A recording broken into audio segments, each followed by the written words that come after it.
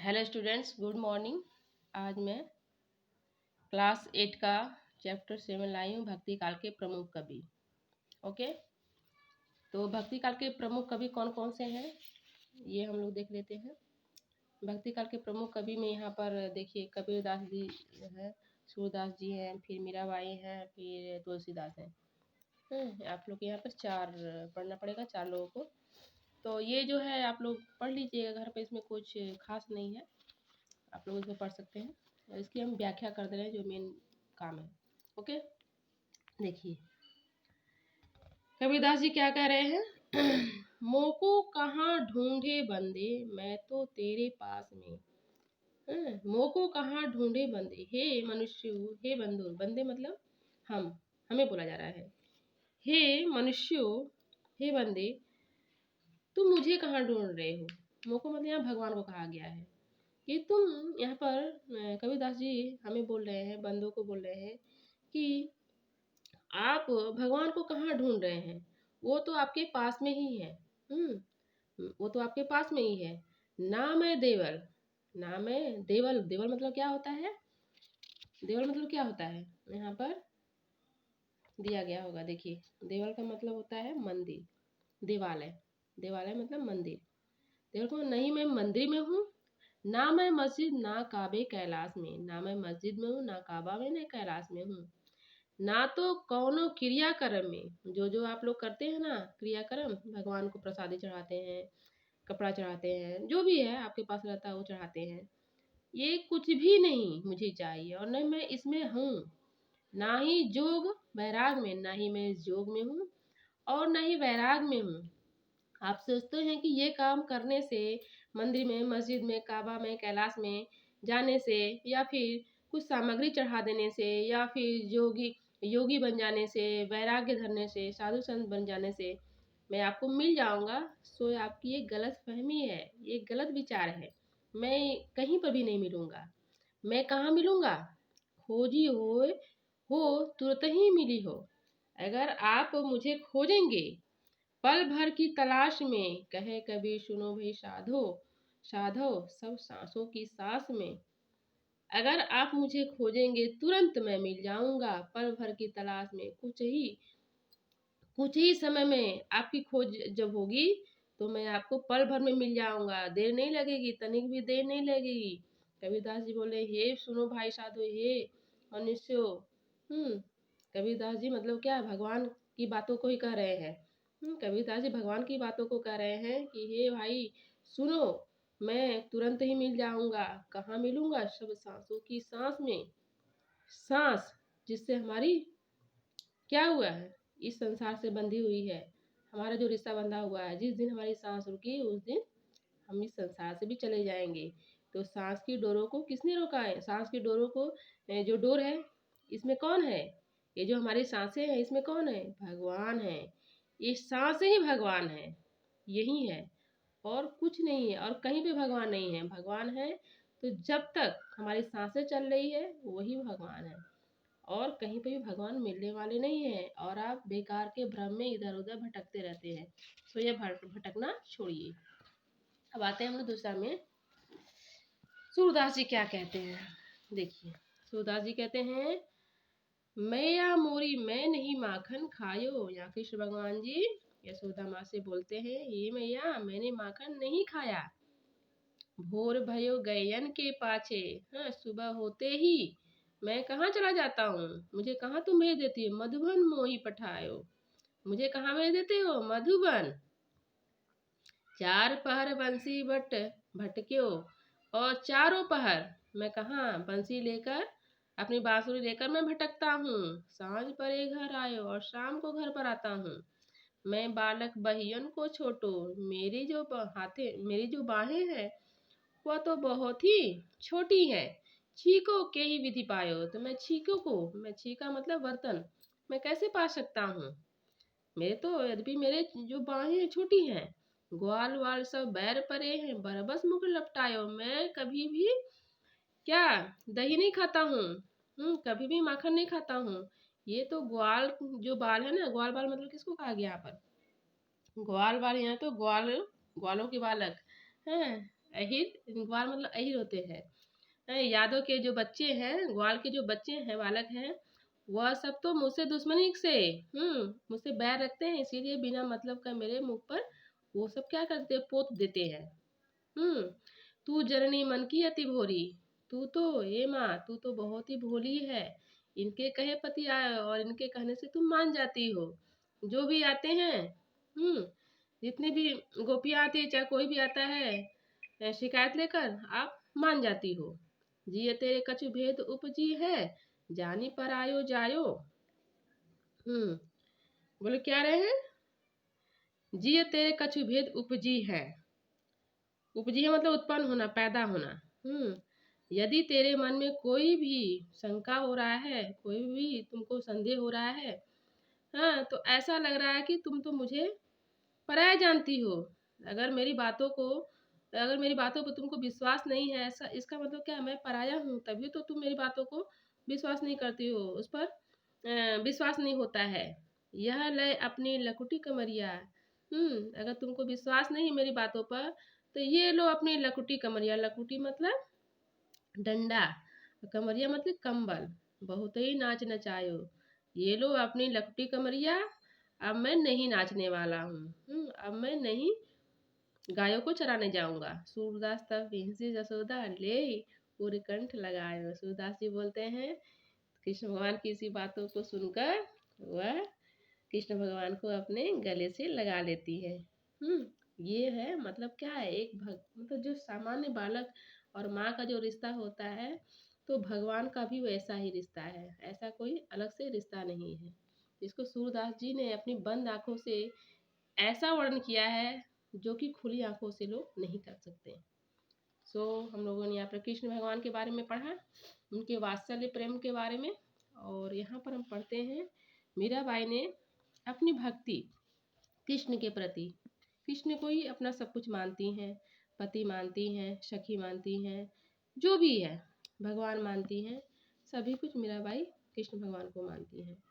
क्या कहते हैं कृष्ण भगवान से मीराबाई, देखिए, मेरे तो गिरधर गोपाल दूसरो ना कोई, हे प्रभु मेरे तो एकमात्र कोई है गिरधर, कोई भगवान है तो सिर्फ गिरधर गोपाल है, इसके अलावा मेरा कोई नहीं इस संसार में। हे प्रभु गिरधर गोपाल, आप ही मेरे सब कुछ हो।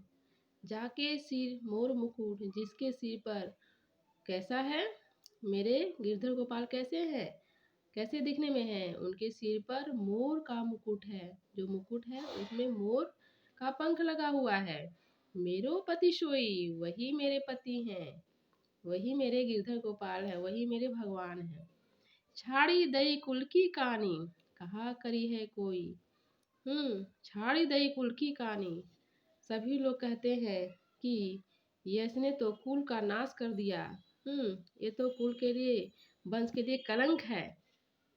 संतन ढीग बैठी बैठी लोक लाज खोई। हे प्रभु, सभी बोलते हैं कि यह तो कुल के लिए, खानदान के लिए कलंक है।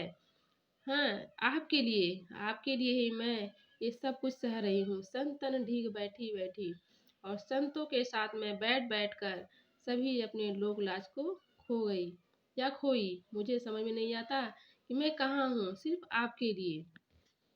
आंसुअन जल सींची सींची प्रेम बेली बोई, मैंने आपके लिए क्या क्या नहीं किया। मैंने आंसुओं के जल से मैंने क्या सींचा है, मैंने सींचा है प्रेम बेली बोई। जैसे कि किसी पौधे को, किसी बेली को उगने के लिए उसमें जल डाला जाता है, तब उसकी वृद्धि होती है। वैसे ही मैंने आपके प्रेम को पाने के लिए, आपको पाने के लिए आंसू रूपी जल से मैंने क्या किया, इस बेली को सींचा है, इस प्रेम बेली को सींचा है, बोया है, कि कैसे मैं आपको पा जाऊं। हे प्रभु, आप जल्दी से मुझे दर्शन दीजिए, मैं इस संसार में नहीं रहना चाहती हूँ। अब तो बैल फैल गए आनंद फल हुई। हे प्रभु, अब तो क्या हो गई, बेल फैल गई है, अब तो मुझे आनंद ही आनंद, आनंद ही आनंद मिलने वाला है। आप प्रभु मिल गए, सभी कुछ मिल जाएगा।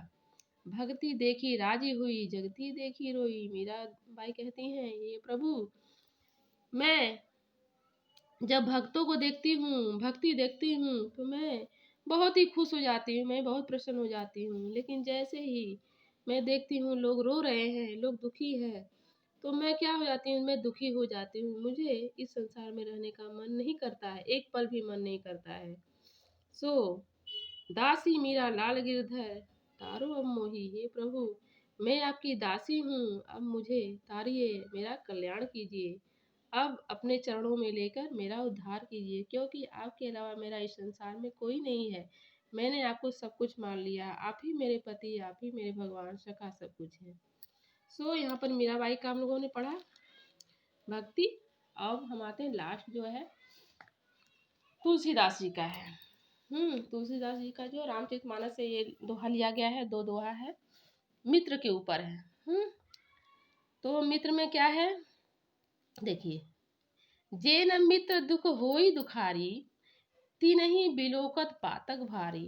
यहाँ पर तुलसीदास जी कह रहे हैं, जे न मित्र दुख होई दुखारी, जो मित्र दुख,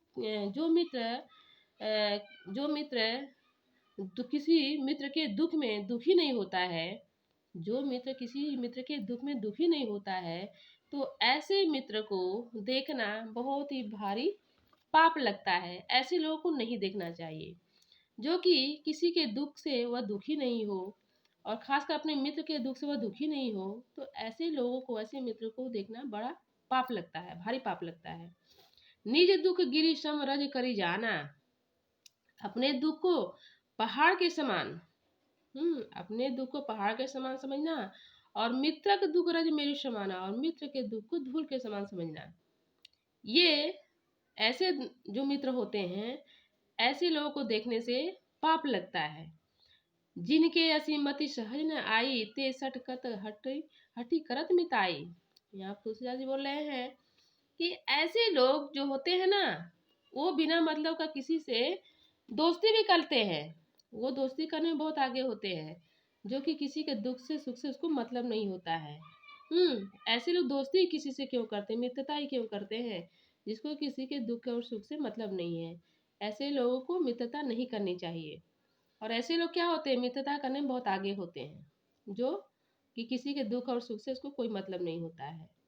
कुपथ निवारी सुपंथ चलावा, गुण प्रकटय अगुनहि दुरावा। बोल रहे हैं कि मित्र तो ऐसा होना चाहिए कि जो खराब रास्ते पर जा रहा है, कुपथ खराब रास्ते पर जा रहा है, उसको अच्छे मार्ग पर, उसको अच्छे रास्ते पर ले जाए, और उसके जो गुण, केवल अपने मित्र के केवल गुण को प्रकट करे, ना कि अवगुण को।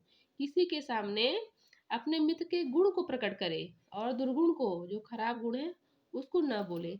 ऐसे मित्र अगर हो तो उनका साथ लेना चाहिए, ऐसे मित्र होना चाहिए। मित्रता का यही काम है कि अच्छे मार्ग पर अगर दोस्त है, अगर खराब रास्ते पर अगर चल रहा है, तो उसको अच्छे मार्ग पर ले जाए, और उसके गुण को लोगों के सामने बोलना चाहिए, न कि अवगुण को। यही मित्रता की क्या मिसाल होती है, मित्रता का यही गुण होना चाहिए। सो हम लोग मित्रता के बारे में जान लेंगे। अब हम आते हैं मित्रता में क्या नहीं होना चाहिए, या कैसे लोगों को हमको त्याग देना चाहिए। देखिए, देत लेत मन शंक न धरई। यहाँ पर तुलसीदास जी बोल रहे हैं कि मित्रता में बल अनुमान सदा हित करई। मित्रता में कभी भी लेन देन में शंका नहीं करनी चाहिए, संदेह नहीं करना चाहिए। बेधड़क लेन देन करना चाहिए, वैसी मित्रता होती है। और बल अनुमान सदा हित करई, और हमेशा अपने अपने बल के अनुसार, अपने औकात के अनुसार लेन देन करना चाहिए। आपका जितना औकात है, आपकी जितनी हिम्मत है, उसके अनुसार ही लेन देन करना चाहिए। और कभी भी मित्रता में क्या शंका या संदेह नहीं होना चाहिए। आगे कह मृदु वचन बनाई, पाछे अनहित मन कुटिलाई। बोल रहे हैं कि ऐसे भी मित्र होते हैं कि जो आपके सामने खूब मीठी मीठी बातें बोलेंगे, लेकिन जैसे ही आप पीछे जाएंगे, आपकी बुराई शुरू कर देते हैं। तो जाकर चित अहि गति सम भाई, अस कुमित्र परिहरे ही भलाई। बोल रहे हैं कि ऐसे मित्र जो होते हैं कि जो आपके सामने अच्छी अच्छी मीठी मीठी बातें करते हैं, और जैसे ही आप पीछे जाएंगे आपकी बुराई करने लगते हैं। और ऐसे लोग क्या होते हैं कि सांप की पूंछ के समान टेढ़े होते हैं। अपना वो रंग बदल लेते हैं। तो बोल रहे हैं कि ऐसे जो अशकुमित्र परिहरे भला, और ऐसे मित्र को, ऐसी दोस्ती को त्याग देना चाहिए। इस प्रकार के लोगों से दोस्ती नहीं करनी चाहिए। ऐसे दोस्तों को सीधे बिना कुछ बोले ही आप उससे अपना नाता तोड़ लीजिए। कहने का मतलब ये है। क्या बोल रहे हैं फिर नेक्स्ट में, सेवक सठ नृप कृपण कुनारी, कपटी मित्र शूल समचारी। सेवक सठ, सेवक से मतलब जो मूर्ख सेवक है, मूर्ख नौकर है, किसको किसको यहाँ पर त्याग देना चाहिए, किसको यहाँ पर उससे आपको दोस्ती नहीं करनी चाहिए। दोस्ती या फिर अपने जीवन में उसको रखना ही नहीं चाहिए, अपने जीवन से उसको कट कर देना चाहिए। कैसे लोगों को, जो कि अगर मूर्ख सेवक हो, मूर्ख सेवक, सेवक सठ, मूर्ख सेवक जो हो उसको त्याग देना चाहिए, एकदम अपने जीवन से निकाल दीजिए। नृप कृपण, जो कि कंजूस राजा है, उससे भी रिश्ता नहीं रखना चाहिए। कुनारी, जो कि उल्टा नारी, चरित्रहीन नारी है, अगर स्त्री है उसको भी, अगर वो भी आपके जीवन में है तो उसको भी त्याग कर देना चाहिए। ऐसे ऐसे लोगों को त्याग कर देना चाहिए जो कि मूर्ख है, सेवक हो, कंजूस राजा हो, उल्टा नारी हो, और कपटी मित्र, जो आपका कपटी मित्र है, ऐसे लोगों को त्याग कर देना चाहिए। क्योंकि ऐसे लोग कैसे होते हैं, शूल के समान, शूल समचारी, मतलब कांटे के समान होते हैं, आपको जीवन में हमेशा चुभते रहेंगे। इससे अच्छा कि इनको छोड़ दो, इनका त्याग कर दो। ये मुझे पूरा विश्वास है कि आप लोगों को अच्छी तरह से चैप्टर समझ में आ गया होगा। थोड़ा लंबा वीडियो था, क्योंकि ये तो व्याख्या था, एक्सप्लेन करना था, इसीलिए थोड़ा सा लंबा वीडियो हो गया। आप लोग देखिए, क्वेश्चन आंसर देख लीजिए। देखिए, ओरली जो है, हिंदी साहित्य का स्वर्ण युग किसे माना गया है, भक्ति काल को। कबीरदास जी के अनुसार ईश्वर कहाँ कहाँ नहीं मिलेंगे, मंदिर, काबा, मस्जिद, काशी। मीरा ने अपना पति किसे माना है, कृष्ण भगवान को। वह क्या धारण किए हुए हैं, मुकुट। रिक्त स्थान पूर्ति कीजिए। 14वीं शताब्दी से 17वीं शताब्दी तक का समय भक्ति काल माना जाता है। भक्ति काल की दो धाराएं हैं, ज्ञान मार्गी तथा प्रेम मार्गी। भोर भयो गयन के पाछे, मधुबन मोहि पठायो। संतन ढीग बैठी बैठी, लोक लाज खोई। कुपथ निवारी सुपंथ चलावा। फिर देखिए यहाँ पर पंक्तियां पढ़कर देना है आंसर। तू जननी मन की अति भोरी, इनके कहे पति आयो। जिय तेरे कछु भेद उपजी है, जानी पर आयो जायो। जननी किसने किससे कहा है, जननी किसने किससे कहा है, कृष्ण भगवान ने यशोदा को कहा है, कि यशोदा से कहा है। जननी ने किन लोगों की किस बात पर विश्वास कर लिया है, ग्वालों के बालक पर। वक्ता ने यह क्यों कहा, जानी पर आयो जायो। उनके वास्तविक माता पिता कौन थे, देवकी, वासुदेव। मैया का क्रोध कैसे शांत हुआ, सच्चाई जानने पर। देखिए, सही गलत का निशान करना है। गद्य में साहित्य रचना रीतिकाल से आरंभ हुई, गलत। जो मित्र के धूल समान दुख को पहाड़ के समान समझता है, वही सच्चा मित्र है, गलत। मीरा ने प्रेम की बेल को जल से सींचा, गलत। कबीर ने के अनुसार ईश्वर हर प्राणी में है, सही। कृष्ण मैया से कहते हैं कि वे रात भर बंसी बट में भटकते रहे, रात भर नहीं, सॉरी, गलत गलत ही होगा। कृष्ण मैया से कहते हैं कि वे रात भर नहीं, क्या इसमें था, ये देखिए, चारों पहर, यहाँ रात भर नहीं होता है, गलत, ये गलत होगा, सॉरी, यहाँ पर ये गलत होगा, गलत है। बंसी चारों पहर, रात भर नहीं बज सकते, गलत है। कुछ शब्दों में देखिए, आधुनिक काल में हिंदी साहित्य में क्या परिवर्तन हुआ, गद्य की रचना हुई।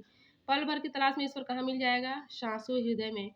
तुलसीदास जी के अनुसार कौन सी चार चीजें सूल के समान होती है, कंजूस राजा, यहाँ पर देखिए, कंजूस जो है, राजा नहीं लिखा था मैंने, कंजूस राजा, बुरी स्त्री, कपटी मित्र। ओके, सो आप लोग का ये चैप्टर भी कंप्लीट हो गया, थोड़ा लंबा वीडियो हो गया। फिर नेक्स्ट वीडियो लेकर आएंगे, तब तक के लिए इतना ही। थैंक यू, धन्यवाद।